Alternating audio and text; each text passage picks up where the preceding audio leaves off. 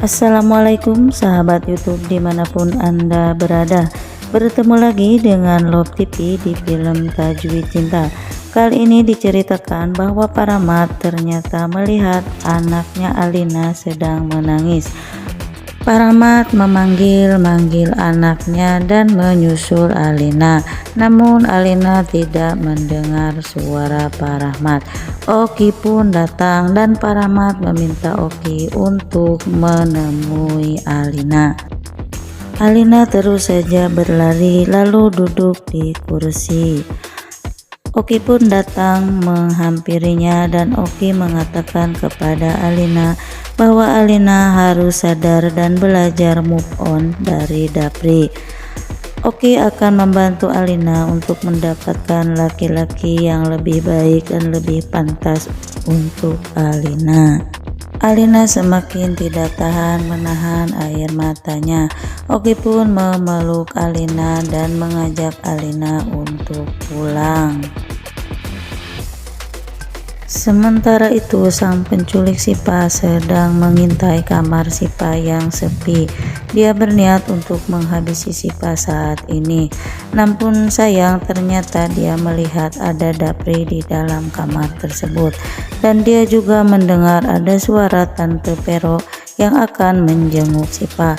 Akhirnya sang penculik itu menjauh dari kamar Sipa. Sementara itu Ilham yang sedang berjalan di halaman rumah sakit dengan mukanya yang sedih dilihat oleh Alina. Alina berpikir mungkin Ilham pun merasakan hal yang sama dengan dirinya, yaitu telah melihat Dapri dan Sipa dengan kemesraannya. Oki menawarkan diri untuk mengantar Alina pulang sampai ke rumah. Namun Alina hanya meminta Oki untuk memesankan taksi online. Oki pun memesankannya dan akhirnya Alina pun pulang.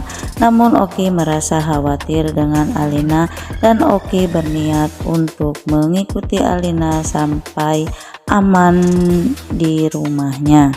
Sementara itu Tante Pero telah sampai di kamar Sipa. Tante Pero melihat Dapri tertidur di samping Sipa. Tante Pero tersenyum kepada Sipa. Sipa pun membangunkan Dapri. Sipa senang Tante Pero datang. Tante Pero mengajak Dapri untuk berbicara empat mata. Dapri pun meminta izin kepada Sipa. Awalnya Sipa tidak mau, namun Dapri membacakan doa dan meminta Sipa untuk mengulangnya sebanyak 3 kali agar terhindar dari mara bahaya. Akhirnya Sipa pun mengizinkan Dapri untuk berbicara di luar kamarnya dengan Tante Pero. Tante Pero mengatakan kepada Dapri bahwa nanti Sipa sebaiknya tinggal di rumahnya. Namun Dapri sebagai suaminya menginginkan Sipa tinggal bersama dirinya. Tante Pero tetap tidak mengizinkan karena mengkhawatirkan keselamatan Sipa. Saat Tante Pero bercakap-cakap dengan Dapri, sang penculik ternyata mengintai mereka berdua dan ingin menyelinap ke kamar Sipa.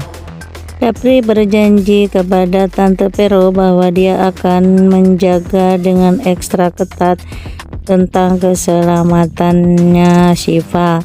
Namun Tante Pero tetap meragukan semuanya karena musuh Sipa ada di seberang rumahnya Dapri. Karena seriusnya mereka mengobrol sampai mereka tidak menyadari bahwa ada seseorang yang lewat di depan mereka menuju ke kamar Sipa. Dan akhirnya sang penculik itu pun berhasil masuk ke kamar Sipa dan meminta suster untuk pergi menemui dokter. Suster itu tidak tahu bahwa itu bukanlah perawat. Suster meminta orang tersebut untuk mengganti infus Sipa.